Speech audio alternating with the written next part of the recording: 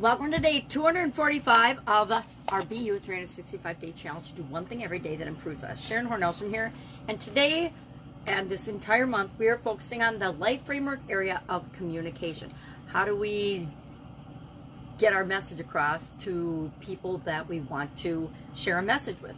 And actually our idiom for Supersize Your Business today is to get the message, which is like so many communication idioms, really interesting, because with idioms, the words taken separately mean something different than the words when they're put together. And I've been doing idioms for about, I don't know, 4 or 5 years now, maybe only 3, but it's been a lot. I've done a couple thousand idioms so far, what they mean, where they come from, and how we can apply them to building and growing our business.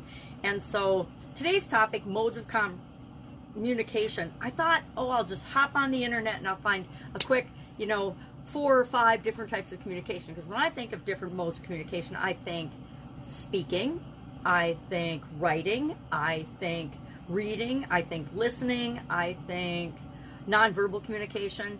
And I realized that just like so many things on the internet, there are lots of different interpretations and breakdowns and modes and definitions of different types of communication. I had found anywhere from 2, verbal and nonverbal, to 12. And so I'm going to share a couple of those with you, and we'll talk about our action item today is I want you to start thinking about these different modes and which is your favorite, as well as in the entire area of communication. If you had to rate yourself on a scale of 1 to 10, where do you think you are right now today with respect to your ability to communicate based on the definition that you set for yourself yesterday? What does communication mean to you?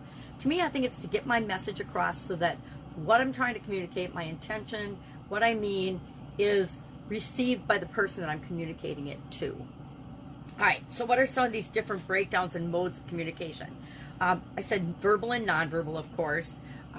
There's verbal, written, electronic, body language, graphic, haptic, which means touch, being able to communicate a message with a touch without having to say or do anything else. Olfactic, which is smell.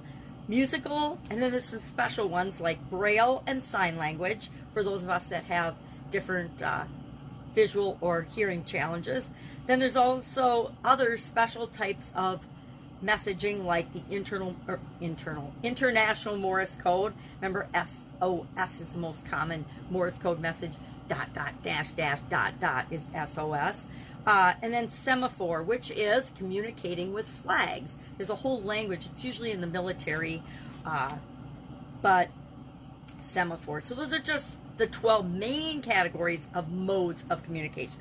Now then, there's a whole different breakdown by different sources on the internet that say verbal communication, nonverbal, written, listening, visual, oral, meaning sound and music, things that we hear, which I don't think was even mentioned in the other one unless you consider musical. Then there's gestural, our nonverbal communication, the gestures and the things that we make, the inflection, our facial expressions, body language, how we move, how fast we move, etc. And then there's spatial, according to this listing, which is position, physical proximity, how close are we to someone else when we're communicating with them, and then the arrangement of a room or of a presentation or of something like that.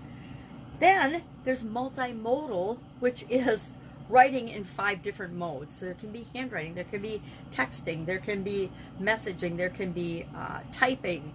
Then there's reading, listening, visionary, writing, speaking, writing and speaking, speaking and listening, reading and writing, yada, yada, yada, ad nauseum almost. And there's literally millions of sites that talk about communication and different modes of communication on the internet. So if we want to get overwhelmed, it's super duper easy. But I say let's keep it simple.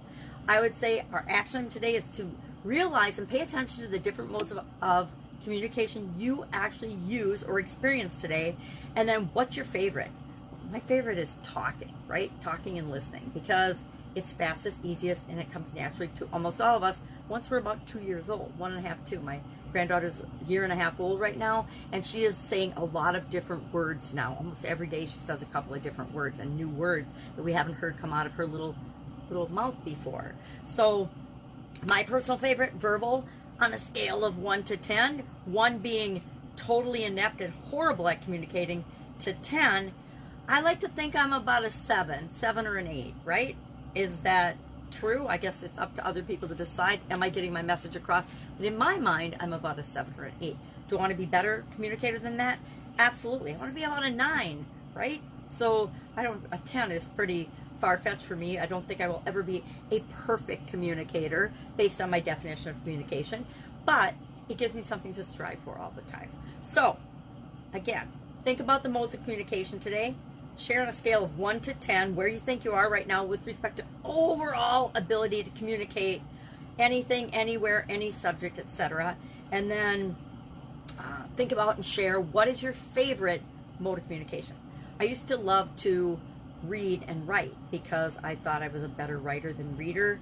And now with my visual challenges, reading and writing are both a little bit more cumbersome for me. And so I think that's why I prefer to speak, share videos, and do a lot less writing.